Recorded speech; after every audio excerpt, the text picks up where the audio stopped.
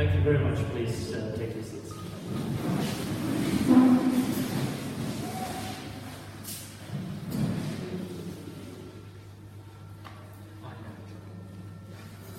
Yeah, thank you. You can bring that. Did you give us some music?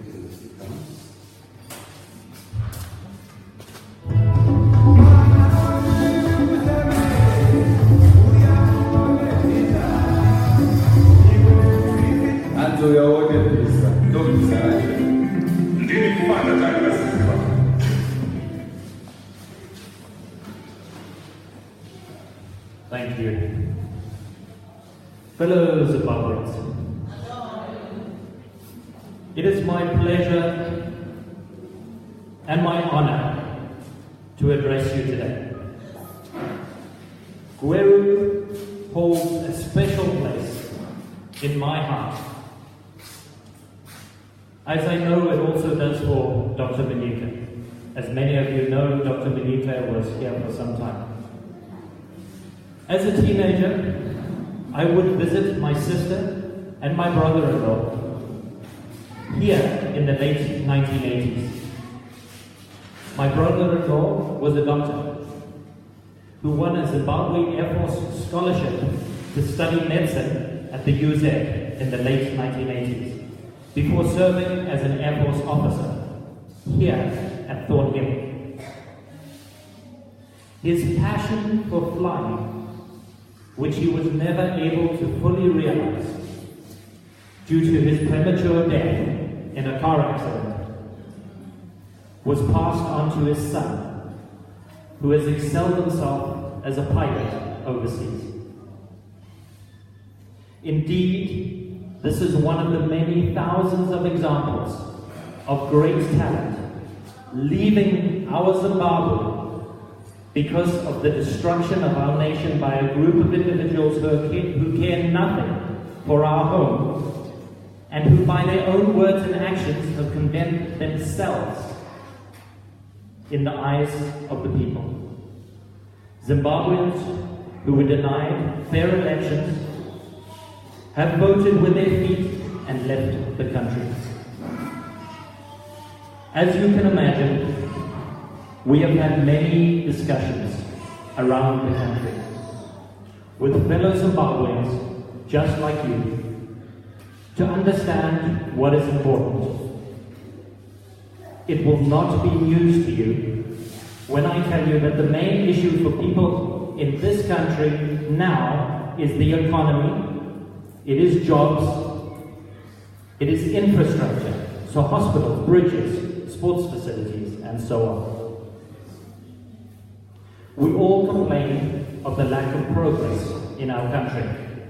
We complain about corruption and the terrible state of everything. But all this time we have been looking to others to save us from our hardships. But those countries in Africa that have rescued their economies have realized that the key lies with them. I had a long discussion with a man in Mkoba on Tuesday who believed that donor aid was the answer. By the time we were done, he agreed that this was just a temporary fix to what was a permanent problem. Fellow Zimbabweans, unless we change our thinking, unless we are prepared to help ourselves, to make some level of sacrifice for a better future, then nothing much is going to change.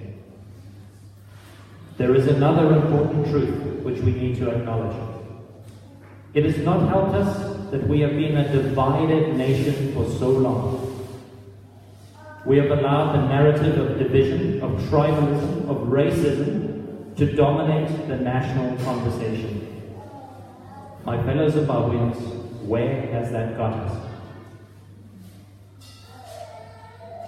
The Bible in Mark 3, verse 23 to 26 tells us this. And he called them to himself and began speaking to them in parables. How can Satan cast out Satan? If a kingdom is divided against itself, that kingdom cannot stand. If a house is divided against itself, that house will not be able to stand. If Satan has risen up against himself and is divided, he cannot stand, but he is finished. Nowhere in the Bible do I see God recommending division as the path to progress. Where God himself has brought division, such as at the Tower of Babel, it was to reduce, not to increase, the effectiveness of people. Where we need to be strong, he encourages us to be unified. In 1 Corinthians 1 verse 10, Paul encourages the church. Now I exhort you, brethren, by the name of our Lord Jesus Christ, that you all agree, that there be no divisions among you, but that you be made complete in the same mind and in the same judgment.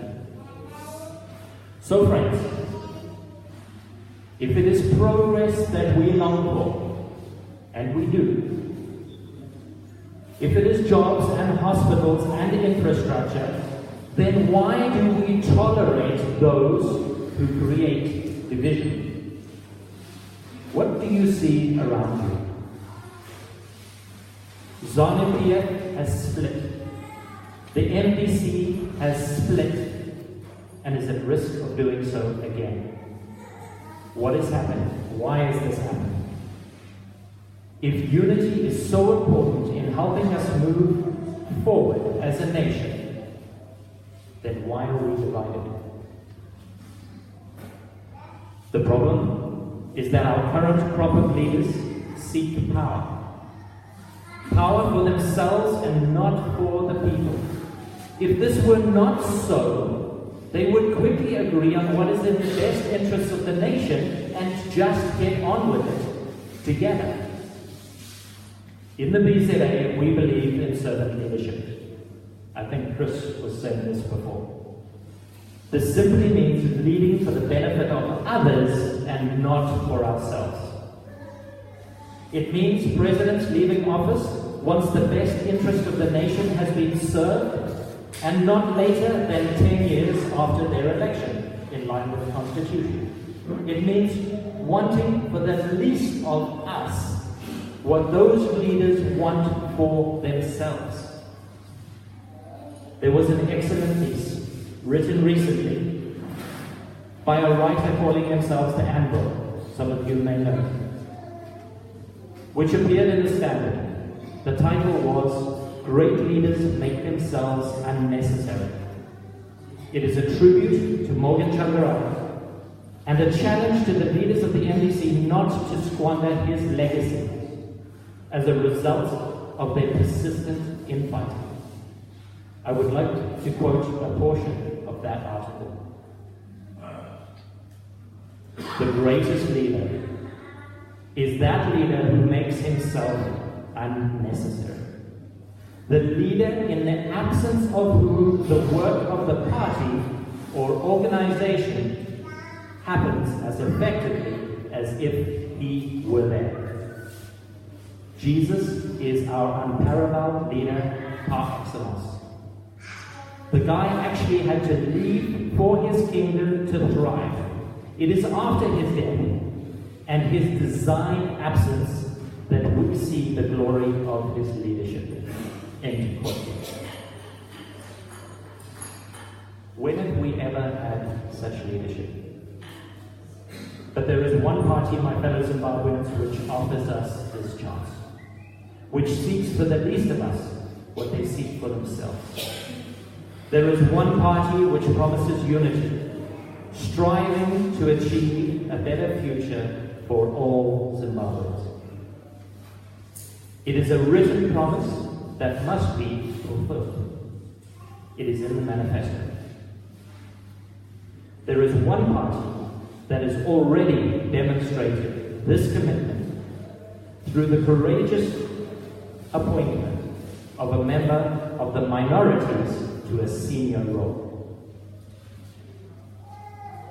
Looking at the world's most powerful nation, was America ready for a black president?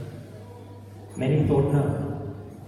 Barack Obama, claimed by some as a son of Africa, became a symbol of hope for every American. Not just African Americans, but every American who believed in equal opportunity, who believed in unity and not division. My appointment was both practical and symbolic. It is practical because we as a nation have to build an economy. We have an economy to fix. And quite simply, we need honest people who understand business. It is symbolic because it proclaims loudly that we must no longer identify with the labels of black and white, Indebele and Shona, tribe versus tribe, but our place as citizens of this great Zimbabwe. Friends, you and I have only one vote. Just one. We must make it count. We will vote for division or we will vote for unity. We will vote for a continued slide into poverty or we will vote for freedom with prosperity. We do not need to choose between freedom and prosperity, as we have had to do in the past. Both are achievable. This new Zimbabwe we see today is in fact a deception. It is not new. The change is not a real change. For as the Bible teaches us in Mark 2 verse 22, no one puts new wine into old wineskins. Otherwise, the wine will burst the skins. And the wine is lost and the skins as well. But one puts new wine into fresh wineskins. It is time, friends, for new wineskins. We must learn from our mistakes, or we will be shedding tears once again. You have a decision to make. It is a decision that affects the destiny of an entire nation. Zimbabwe's children will ask us one day, Makaite Nenakaye, what will be your answer? Tate.